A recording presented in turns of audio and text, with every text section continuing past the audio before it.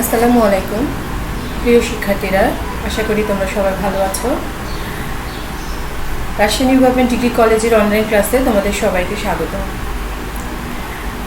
আজকে তোমাদের জীববিজ্ঞান দ্বিতীয় পত্রের নির্ধারিত বিষয়, সেখানে আমি পাঠদান করছি। পাঠ পরিচালনায় আমি মোস্তফা মাহফুজা খাতুন, প্রভাষক প্রাণীবিদ্যা বিভাগ।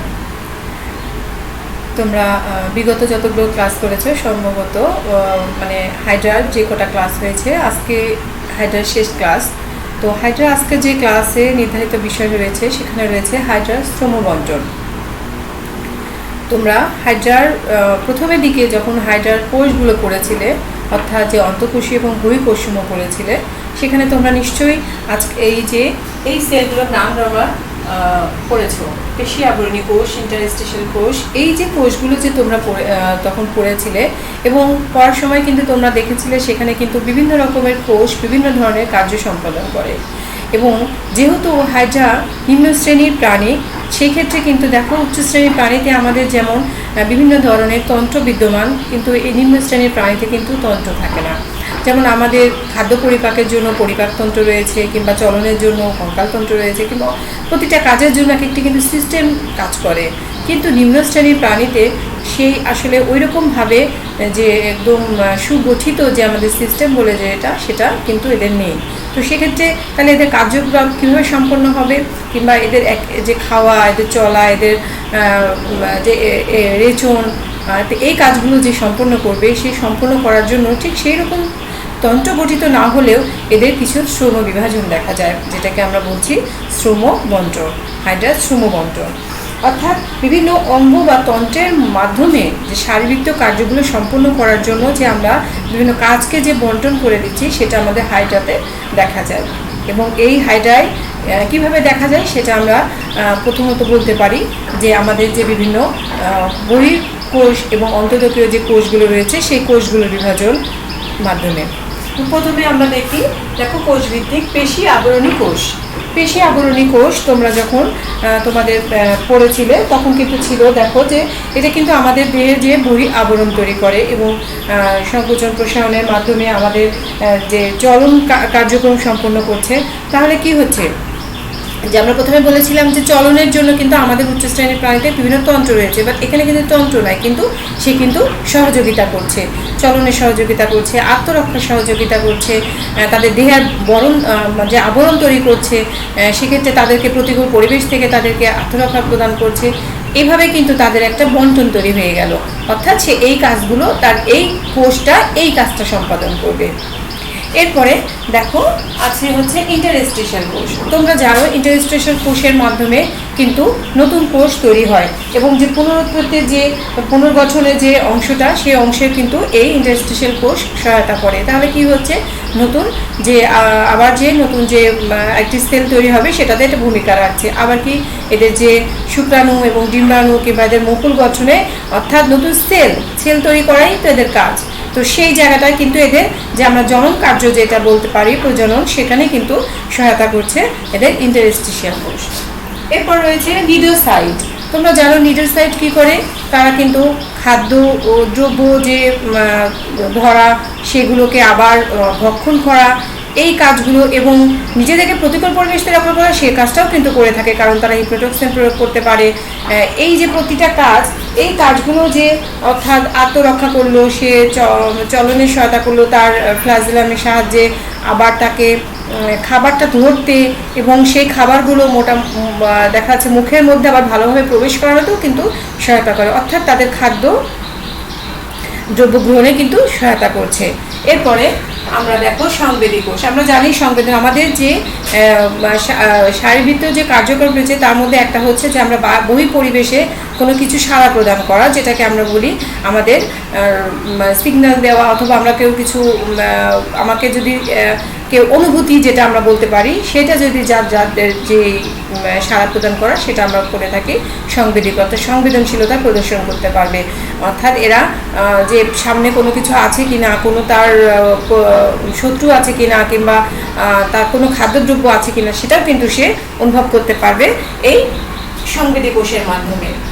আবার স্নায়ুকোষে দেখো যে সংবেদী কোষ থেকে যে আমরা যে উদ্দীপনাগুলো পেলাম, যে আমার সামনে সেটা একটা হয়তো আমার শত্রু রয়েছে কিংবা আমার কোনো খাবার রয়েছে, তো এই যে আমি যে উদ্দীপনাটা আমি পেলাম, সেই উদ্দীপনাটা আমার মাঝখানে যে ছড়িয়ে দেওয়া, সেটা কিন্তু কাজ করবে স্নায়ু। অর্থাৎ স্নায়ু হচ্ছে দেহের মধ্যে যে একটি জায়গা, আমাদের যে কেন্দ্রীয়, যেটা আমরা বলি যে আমাদের যদি উচ্চতর প্রাণীতে আমরা যে কেন্দ্রীয় স্নায়ুতন্ত্রের কথা বলি, ঠিক সেরকম এদের কোনো স্নায়ুতন্ত্র নাই, কিন্তু প্রাণীকে সে বুঝতে সহায়তা করলো যে আসলে আমার কী ধরনের উদ্দীপনা আমি পরিবেশ থেকে পেয়েছি, এবং সেটাই ট্রান্সফার করে। এরপরে আছে দেখো গ্রন্থিকোষ। আমরা জানি যে আমাদের এদের যে পরিপাকতন্ত্র, সেই পরিপাকতন্ত্রের আদৌ কোনো যেমন অন্তঃকোষীয় পরিপাক, বহিঃকোষীয় পরিপাক, আমরা এগুলো সম্পর্কে আগেই পড়েছি, এবং সেখানে কিন্তু আমাদের বিভিন্ন ধরনের এনজাইম কাজ করে, বিভিন্ন পাচক রস কাজ করে, বিভিন্ন ধরনের খাদ্যের পরিপাক হয়। তো সেই জায়গায় কিন্তু আমাদের কি লাগবে, সেই খাদ্য পরিপাকে সহায়তা করার জন্য আমাদের বিভিন্ন ধরনের এনজাইম প্রয়োজন। তো সেগুলোকে সাপ্লাই দেয়, সেগুলো আমাদের দেয় গ্রন্থিকোষ। এবং আরেকটি জিনিস দেখো, যে আমরা জানি হাইড্রা চলনে সহায়তা করে কি, এদের পাদচাকতি। এদের পাদচাকতিটা কিন্তু দেখে কোনো কিছুর সঙ্গে আটকে রাখতে সহায়তা করে, এবং সেই জায়গাটাও কিন্তু এই পাদচাকতি থেকে এক ধরনের রস নিঃসরণ করে, যেটা আমাদের সাবস্ট্রাটামের সাথে নিজেকে আটকে রাখতে সহায়তা করে। এরপর রয়েছে পুষ্টি পেশিময় কোষ। অর্থাৎ আমরা যে এই যে বহিঃকোষীয় যে অন্তঃকোষীয় পরিপাক হলো, সেই পরিপাকে আমাদের খাদ্যদ্রব্যগুলো সুন্দরভাবে পরিপাক হলো, কিন্তু পরিপাক হলেই কী হবে, সেটা পরিশোষিত হতে হবে। অর্থাৎ আমাদের হাইড্রা তার দেহে সে সক্রিয়ভাবে সেইগুলোকে যদি পরিশোষিত করে, সেক্ষেত্রে সেটা পুষ্টি পেশিময় কোষগুলো সেক্ষেত্রে সহায়তা করবে। তো তোমরা এদিকে বুঝতে পারছো যে হাইড্রায় যে বিভিন্ন রকমের যে অন্তঃকোষীয় এবং বহিঃকোষীয় যে সেলগুলো রয়েছে, সেগুলোই কিন্তু তাদের সমন্বয় করে তাদের যে চলন বলো, পরিপাক বলো, তাদের উদ্দীপনা, তাদের যে হচ্ছে রেচন, তাদের প্রজনন, এই সমস্ত কাজ কিন্তু সম্পন্ন করে কিভাবে, তাদের কাজের যে সমন্বয়ের মাধ্যমে, তাদের শ্রম বঞ্চনের মাধ্যমে। তো তোমরা এখানে দেখলে সেলগুলো কিভাবে শ্রম বন্টনের সহায়তা করছে। এছাড়াও আমাদের এই হাইড্রায় অনেকগুলো অর্গান রয়েছে, যেগুলো কিন্তু তাদের বিভিন্ন ধরনের কাজ সম্পন্ন করে থাকে। সেটা কিভাবে করে থাকে, যেমন প্রথমে তোমরা দেখতে পাচ্ছ যে হাইড্রায় আমাদের কি রয়েছে, মুখছিদ্র রয়েছে। তো মুখছিদ্র কি করে, শুধু কি খাবার, আমরা যে হাইড্রা যে খাবারটা ধরলো, সেই খাবারটাই কিন্তু গ্রহণ করলো তা নয়। এই যে আমার হাইড্রার শরীরের মধ্যে যে রেচন দ্রব্যগুলো তৈরি হচ্ছে, সেই দ্রব্যগুলো কিন্তু ওই মুখছিদ্র পথে কিন্তু তোমার যে বের হয়ে যেতে পারে, সেটার কাজও কিন্তু মুখছিদ্র করে থাকে। এছাড়া দেখো সিলেন্ট্রন রয়েছে। এখানে সিলেন্ট্রনের কিন্তু আমরা জানি যে আমাদের সিলোম রয়েছে উচ্চতর প্রাণীতে, সেখানে আমাদের কিন্তু যে আমরা এবং এই নিম্ন শ্রেণীর অর্থাৎ এই হাইড্রাতে কিন্তু আমরা জানি যে আমাদের সিলেন্ট্রন রয়েছে এদের পরিপাকে সহায়তা করার জন্য। এবং পরিপাক শুধু নয়, এই পরিপাকের যে পরিবহন, সেই পরিবহনটাকেও কিন্তু সম্পন্ন করতে সহায়তা করে এই সিলেন্ট্রন গহ্বর। এরপরে আমাদের রয়েছে কোষিকা। কোষিকা কিন্তু আমাদের, তোমরা প্রথম থেকে পড়েছো যে কোষিকা হাইড্রার দেহটাকে কোনো কিছুর সঙ্গে আটকে রাখতে সহায়তা করে, কোনো খাবার গ্রহণ করতে সহায়তা করে, এমনকি তাদের যে চলন, বিভিন্ন ধরনের চলনে তোমরা পড়েছো যে সামারসল্টিং কিংবা লুপিং, এই ধরনের চলনও কিন্তু আমাদের এই কোষিকাগুলো সহায়তা করে। তাহলে দেখো এক কোষিকায় কিন্তু কতগুলো কাজ করছে, সে খাদ্যদ্রব্য গ্রহণের সহায়তা করছে, সে চলনের সহায়তা করছে, সে আবার নিজেকে আত্মরক্ষার কাজের সহায়তা করছে। এরপরে পাদচাকতি। পাদচাকতিটা যেমন তাকে কোনো কিছুর সঙ্গে আটকে রাখতে, ভাসিয়ে রাখতে, অথবা তার চলনের সহায়তা করছে, অথবা সে তার এই যে নিজেকে যে দেখা যাচ্ছে যে কোনো বিপদের মুখে, অর্থাৎ যখন কোনো প্রতিকূল পরিবেশ আসবে, সেই সময় কোনো কিছুর সঙ্গে জোরালোভাবে নিজেকে আটকে রেখে সে তার নিজেকে রক্ষা করতে পারবে। তাহলে এক একটি অর্গ্যানও দেখো অনেকগুলো কাজের সঙ্গে কিন্তু জড়িত হয়ে আছে। তো এরপরে আরেকটি রয়েছে দেহকাণ্ড। আমরা দেখো এই দেহকাণ্ড অনেক বলছি যে দেহকাণ্ডে যখন ইন্টারস্টিশিয়াল কোষের বিভাজনের মাধ্যমে কিন্তু আরেকটি দেহকাণ্ড তোমার হচ্ছে এতে যে প্রজনন অংশগ্রহণ করছে কিভাবে, মুকুল সৃষ্টির মাধ্যমে, কিংবা দেহকাণ্ডকে দ্বিবিভাজন প্রক্রিয়াও কিন্তু তার প্রজনন সম্পন্ন করছে, কিংবা সেখান থেকে দেহকাণ্ডে বিভিন্ন ধরনের মুকুল তৈরি হচ্ছে, সেই মুকুলের ফলেও কিন্তু পরবর্তীতে হচ্ছে নতুন একটি আবার প্রজন্ম তৈরি হচ্ছে। এইভাবে তাদের দেহকাণ্ডও কিন্তু আমাদের প্রজননে সহায়তা করছে। শুধুমাত্র শুক্রাশয় কিংবা ডিম্বাশয় উৎপন্ন করা ছাড়াও এই বিভিন্ন ধরনের যে অযৌন প্রজনন রয়েছে সেখানেও কিন্তু আমাদের দেহকাণ্ডটা সহায়তা করছে। এইভাবেই কিন্তু হাইড্রার দেহে এই যে বিভিন্ন রকমের কোষ অথবা বিভিন্ন রকমের এই যে অর্গানগুলো তাদের খাদ্য পরিপাকে, তাদের চলনে, তাদের রেচনে, তাদের প্রজননে, তাদের আত্মরক্ষায়, তাদের উদ্দীপনায় বিভিন্ন রকমভাবে সহায়তা করছে। এই সমস্ত হচ্ছে আমাদের হাইড্রার শ্রম বন্টন। তাহলে তোমরা নিশ্চয়ই বুঝতে পেরেছো যে শ্রম এবং বন্টন অর্থাৎ কাজের যে বিভাজন, কাজ বিভিন্ন জনের মাধ্যমে যে ভাগ করে দেওয়া, সেটাই কিন্তু শ্রম বন্টন। হাইড্রা অধ্যায়ে তোমাদের আরেকটি বিষয় আছে, সেটা হচ্ছে মিথজীবিতা। তোমাদের এই মিথজীবিতা যেটা সিম্বায়োসিস, তোমরা যখন এই হাইড্রার দিকে পড়তে যাও তোমরা কিন্তু খেয়াল করে দেখো যে হাইড্রা আসলে কেমন। হাইড্রা কিন্তু আমরা জানি যে অর্ধস্বচ্ছ একটি প্রাণী, কিন্তু তাহলেও কিন্তু এই হাইড্রাকে আমরা বলছি যে সবুজ বর্ণের কিংবা বাদামি বর্ণের, এরকম বিভিন্ন কালার বলছি। কারণ কি? কারণ হচ্ছে এই হাইড্রার যে বিভিন্ন বহিত্বকের যে সেল রয়েছে সেই সেলের মধ্যে কিন্তু শৈবাল বসবাস করে, যে শৈবালগুলো তাদের নিজেদের আবাসস্থান হিসেবে সেখানে বসবাস করে এবং বিনিময়ে হাইড্রাকে কিন্তু সে অনেক উপকারী অ্যাক্টিভিটিসে সহায়তা করে। এবং এই যে হাইড্রা তাকে বসবাস করতে দিল, তার বিনিময়ে কিন্তু হাইড্রা কিছু উপকার নেয়। তো এই যে হাইড্রা এবং এই যে জুগুলার শৈবাল, এদের যে পরস্পরের সহযোগিতায় যে একটি সম্পর্ক তৈরি হয়েছে, সেটাই কিন্তু আমাদের মিথজীবিতা। তোমরা এই মিথজীবিতা পড়তে যে তোমরা যেভাবে যখন দুটি ভিন্ন প্রজাতিভুক্ত জীবগোষ্ঠী পরস্পরের সহযোগিতায় একে অপর কাছ থেকে উপকৃত হয়, তখন এই ধরনের সাহচর্যকে মিথজীবিতা বলে। এবং সেই জায়গায় আমরা হাইড্রা এবং জুগুলার শৈবালে কিন্তু একটি খুব সুন্দর একটি উদাহরণ আমরা দিতে পারি এবং পরীক্ষায় তোমাদের জন্য একটি ইম্পর্টেন্ট কোশ্চেন। তো সেটা কিভাবে উপকারগুলো হয় সেটা দেখো। যে প্রথমে যদি বলি যে শৈবাল কী ধরনের উপকার পাচ্ছে, শৈবাল কিন্তু দেখো, শৈবাল কিন্তু এই হাইড্রার যে বহিত্বকের বহিঃকোষ রয়েছে সেখানে কিন্তু সে অবস্থান করছে। তার মানে কি? সে তার আশ্রয় গ্রহণ করলো। তাহলে হাইড্রা এটা হচ্ছে আবাসস্থল হিসাবে কাজ করলো এবং এই শৈবাল সেই আশ্রয়টাকে কাজে লাগিয়ে এরপরে যখন একটি উদ্ভিদ, আমরা জানি যে শৈবাল যেটা তাদের যে অন্তঃকোষীয় যে পেশি আবরণী কোষের যে আশ্রয় নিল, এবং যখন এই যে হাইড্রা যে শ্বসন বা আমরা এক্সক্রিশন বলি, যেখান থেকে রেচন পদার্থগুলো বের হয়ে যাবে, সেখানে কিন্তু আমরা জানি রেচনে কার্বন ডাইঅক্সাইড পদার্থ বের হয়ে যায়।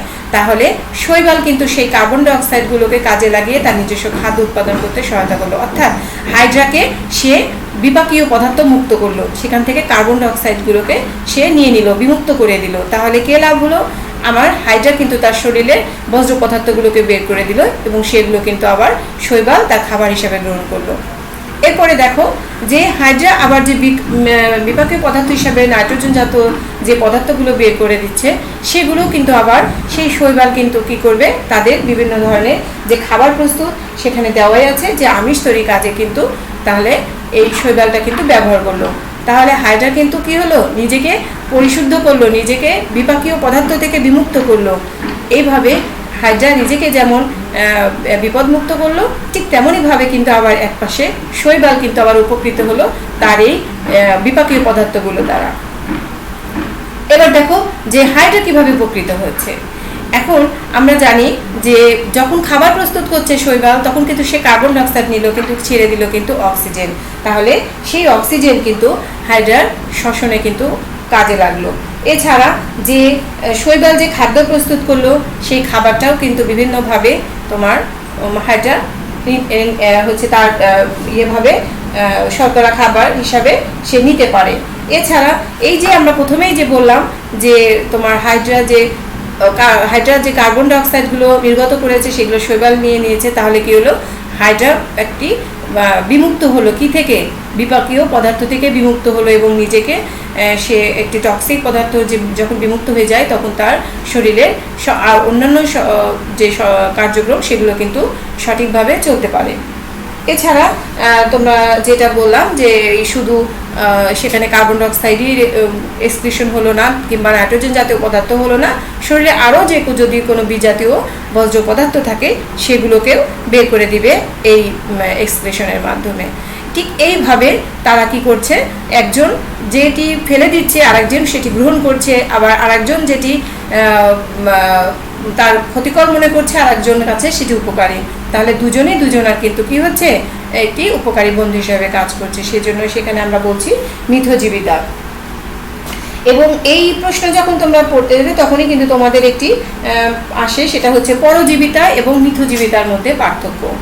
আমরা জানি পরজীবিতা কোনটা, যে আমাদের উপরে যে শুধুমাত্র যখন বলছে যে একটি পোষক থাকবে এবং অন্যটি কি হবে, সে আশ্রয় হিসাবে, যে আমি তোমার পরজীবী, যে পরজীবীটা তার পোষকের উপর অবস্থান করে তার জীবন নির্বাহ করবে। অর্থাৎ সেখানে সে একজন কি হবে, যে একজন আরেকজনের উপরে সম্পূর্ণরূপে নির্ভরশীল হবে, এবং নির্ভরশীলতাটা কিন্তু আশ্রয়, খাদ্য কিংবা যে কোনো কাজেই কিন্তু হতে পারে।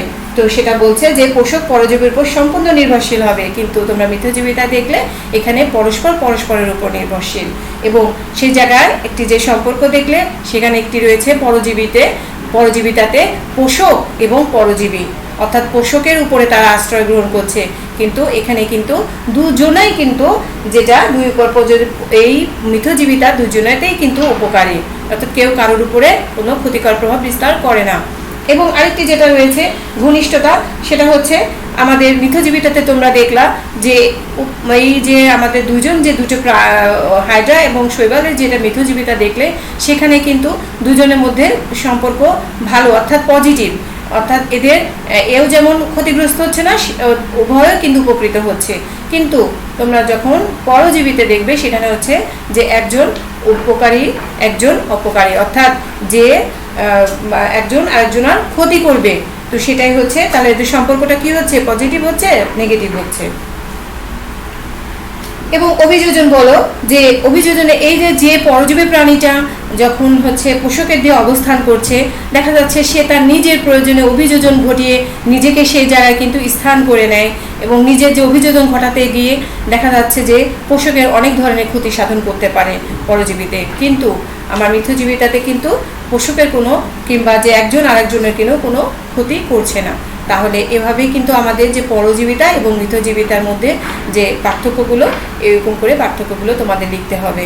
অর্থাৎ ক্ষতির ধরন কি, সেখানে কোন ধরনের কোন দুইটা ক্রাইটেরিয়া থাকে, এবং তাদের সম্পর্কগুলো কেমন, তাদের অভিযোজনিক ক্ষমতাটা কেমন, সবগুলোই এর মধ্যে চলে আসবে। এভাবে তোমরা পার্থক্যটা সুন্দর করে উপস্থাপন করবে।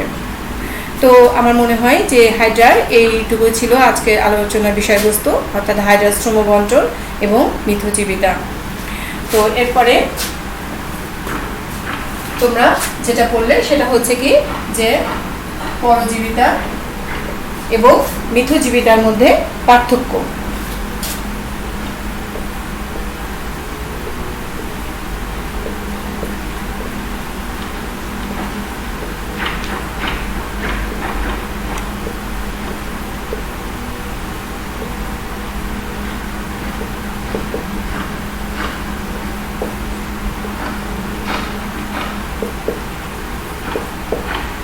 এটা কিন্তু পরীক্ষাতে আসতে পারে। এবং তাছাড়া যেটা তোমাদেরকে যে মিথজীবিতার যে উদাহরণ দিয়ে বোঝালাম, যে হাইড্রা এবং জুগলেরা শৈবালের যে সম্পর্কটা, সেই সম্পর্কটা, অর্থাৎ অন্য কোনো দুটি প্রাণীর মিথজীবিতা তোমাদেরকে হয়তো বললো, এবং সেখানে তোমাদের বললো যে এইরকম সম্পর্ক আছে, এইরকম দুটি প্রাণীর তোমরা মিথজীবিতা আলোচনা করো, কিংবা এর সঙ্গে মিল রেখে তোমরা আলোচনা করো। সেরকম ধরনের কোশ্চেন আসলে তোমরা এই অ্যান্সারটা অবশ্যই ভালো করে পড়বে। তো এরপরে তোমরা সবাই ভালো থাকো, করোনা মুক্ত থাকো, বাইরে বেশি ঘোরাফেরা না করে সবাই তোমরা নিজস্ব যে সেফ জোন যেটা তোমাদের পরিবার, সেখানেই তোমরা থাকবে। এবং সবাইকে আবারও শুভেচ্ছা জানিয়ে শেষ করছি আমার আজকের ক্লাস। আল্লাহ হাফেজ, আসসালামু আলাইকুম।